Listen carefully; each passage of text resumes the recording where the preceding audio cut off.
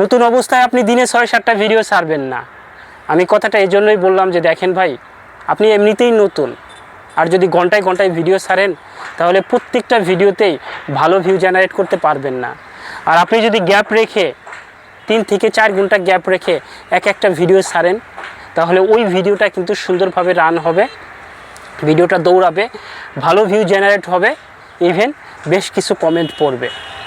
আর পরপর যদি ভিডিও ছাড়েন তাহলে একটা ভিডিও ছাড়ার পর আর একটা ভিডিও যখন ছাড়বেন তখন পিছনের ভিডিওটা কিন্তু বসে যায়, ওই ভিডিওটা কিন্তু আর উঠে না, ওই ভিডিওটা কিন্তু মানে ব্রেকডাউন হয়ে যায়। এই জন্য আপনাকে বলছি, আপনি নতুন অবস্থায় অবশ্যই ভালো একটা গ্যাপ রেখে ভিডিও ছাড়বেন, আর উইকলি চ্যালেঞ্জটাও কিন্তু আপনার পূরণ হয়ে যাবে। দেখেন ভাই, আমরা যারা স্টার সেন্ডার আছি তারা স্টার দেয় কোন কারণে? আপনার ভিডিও থেকে বেশ কিছু বা আপনার আইডি থেকে বেশ কিছু ফলোয়ার আনার জন্য। এখন আপনার আইডিতে যদি কমেন্টই না থাকে, ভিউই যদি না থাকে, তাহলে কেন আপনাকে স্টার সেন্ডাররা স্টার দিবে?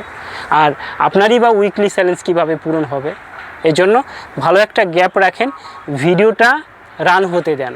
ফেসবুক অ্যালগোরিদম সিস্টেমে যখন ভিডিওটা দৌড়াবে তখন ভিডিওটা কিন্তু ভালো কমেন্ট পড়বে, ভালো ভিউ পড়বে, পরবর্তীতে স্টার সেন্টাররা আপনার ভিডিও দেখা মাত্রই কিন্তু সেখানে স্টার দিবে।